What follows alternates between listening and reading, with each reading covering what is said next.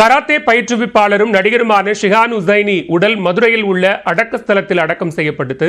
இத்தொடர்பான கூடுதல் விவரங்களோடு இணைகிறார் செய்தியாளர் ஹரி. விவரங்களை பதிவு செய்யலாம். பாலவேல் ரத்த புற்றுநோயால் பாதிக்கப்பட்டு உயிரிழந்த கராத்தே மாஸ்டர் ஷிஹான் உசைனி உடல் என்பது அவரது சொந்த ஊரான மதுரையில் தற்பொழுது நல்லடக்கம் செய்யப்பட்டிருக்கின்றது.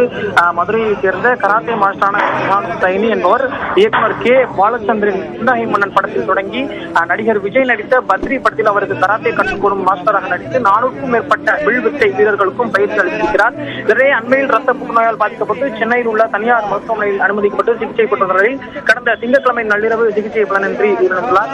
தொடர்ந்து அவர் உடல் என்பது சென்னையில் உள்ள அவரது வீட்டில் அஞ்சலிக்காக வைக்கப்பட்டிருந்த நிலையில் இன்று காலை அவரது சொந்த ஊரான மதுரைக்கு அவரது உடல் என்பது ஆம்புலன்ஸ் மூலம் கொண்டு வரப்பட்டது.